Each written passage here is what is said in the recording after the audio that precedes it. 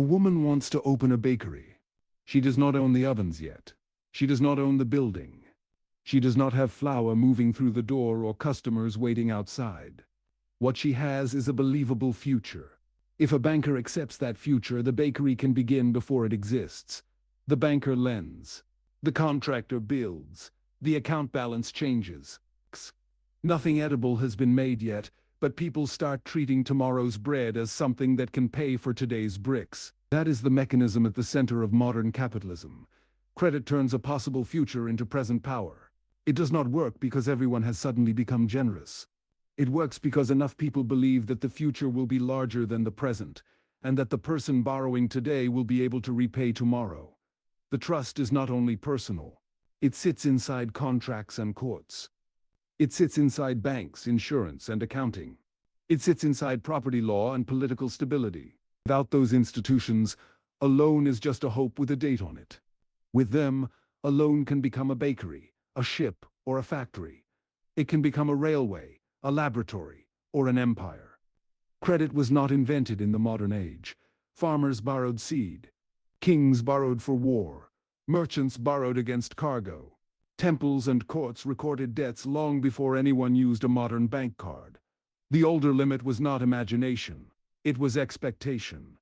If most people believe tomorrow will look like yesterday, lending becomes cautious. The borrower can repay only by taking from someone else, or by winning a war, raising a tax, or surviving a good harvest.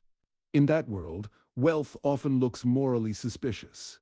If the pie is fixed, a larger slice for one person seems to mean a smaller slice for another. The modern turn was the belief that the pie itself could grow. The same culture that learned to fund ignorance also learned to fund growth. If new knowledge can improve navigation, crops, and medicine, then tomorrow might contain more than today. If it can improve machines and administration, lending against tomorrow becomes rational. Trust creates credit. Credit funds expansion. Expansion makes trust look justified. Then the cycle begins again.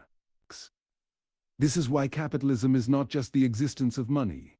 Money can sit in a chest. It can decorate a palace. It can buy a feast and disappear by morning. Capital is different. Capital is wealth put back to work so that it can produce more wealth. A rich ruler who buries gold under a floor is wealthy. A manufacturer who uses profit to buy better tools and hire more workers is acting as a capitalist. That difference sounds ordinary now because modern life has trained us to think that money should be invested. Savings should earn interest. Companies should grow. Profits should be reinvested.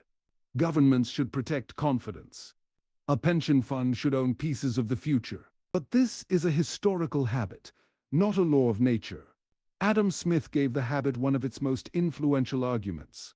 Private profit, he argued, could increase collective wealth when it was saved and invested in productive labor. That was the crucial condition. The claim was not simply that greed becomes goodness. The claim was that profit can widen the economy if it is turned into more tools, more work, more goods, and more productive capacity. This made a new moral language possible. The ambitious merchant was no longer only a suspicious figure who loved money too much. He could present himself as a builder of employment, trade, output, and progress. Growth became a virtue. Reinvestment became discipline. The future became a place people were expected to improve. That belief helped finance science. A laboratory often needs money before it has results. A voyage needs investors before it has a route. A mine needs equipment before it has ore. A new machine needs years of failure before it becomes useful. Capitalism gave those risks a social form. It did not remove risk. It packaged risk so more people could share it, trade it, insure it, and argue over it. This is where capital and empire became dangerously close. Columbus did not cross the Atlantic because a monarch casually handed him spare change. He had to sell a future no one could verify. The first voyage was a speculative investment in distance. Later voyages became easier to finance because previous voyages had changed the imagination of investors. America made distant risk look profitable. Profit made more distant risk look reasonable. By the 17th century, joint stock companies could gather money from many investors and send it across oceans. The investor did not need to sail. The investor could buy a share and wait for return. Ships, soldiers, clerks, and local intermediaries would carry the danger. The Dutch East India Company shows the power of that structure. It raised capital and traded shares. It armed ships, made treaties, hired soldiers, and helped turn commerce into rule. The British East India Company carried the pattern even further in India. A corporation that began as a trading venture came to govern territory and command armies. This is the uncomfortable lesson. Credit can build a bakery before bread exists. It can also build a conquest before anyone at home has seen the land being conquered. Capital does not stay politely inside the marketplace. It asks politics for courts, charters, and ports. It asks for soldiers, police, roads, and patents. It asks for tax systems and debt guarantees. Politics asks capital for loans, weapons, and ships. It also asks for jobs and growth. The two keep pretending they are separate while constantly using each other. That is why trust is the deepest economic resource. Investors trust a country when they believe contracts will be enforced, debts will be honored, courts will not simply obey a ruler, and property will not be seized without warning. Break that trust, and a rich country can find itself poor in credit. Build that trust, and a small country can borrow above its weight. But trust in growth does not answer the moral question. A market can be efficient at finding profit and still be blind to pain. If sugar sells well, the market asks how to make more sugar cheaply. It does not automatically ask who is being beaten in the field. If opium is profitable, the market can treat addiction as demand. If wages can be pushed down, the market can treat exhaustion as a saving. The Atlantic slave trade exposes this failure with brutal clarity. Millions of people were turned into collateral for plantations and ships. They were also made collateral for insurers, lenders, and consumers who wanted sweetness at a lower price. The trade was not outside the economy. It was financed, insured, accounted for, and defended by people who understood profit very well. That does not mean every business is slavery or every market is violence. It means growth by itself is not a moral compass.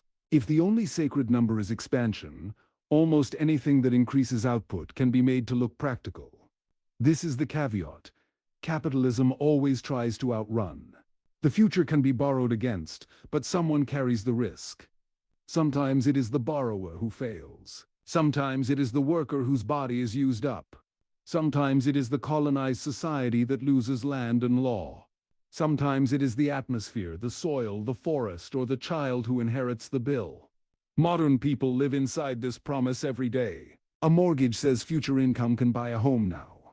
A startup says future users can justify losses now. A government bond says future taxpayers can fund public needs now. A pension says future companies will support old age later. None of this is imaginary in a simple sense. Homes are built. Medicines are discovered. Roads are repaired. Food moves. Businesses hire. Lives get longer. The promise has produced real abundance. It has also taught us to treat continued growth as proof that the promise is still sound. So the question is not whether capitalism is real. It is real enough to organize a planet. The question is what kind of future it needs in order to keep working. If credit depends on growth, and growth depends on energy and materials, then the modern economy is not standing on money alone. It also depends on labor, law, trust, and restraint. It is standing on a bet about tomorrow. For 500 years, that bet has built banks and laboratories, ships and companies, comfort and catastrophe. The next question is what happens when the promise of growth needs a new engine.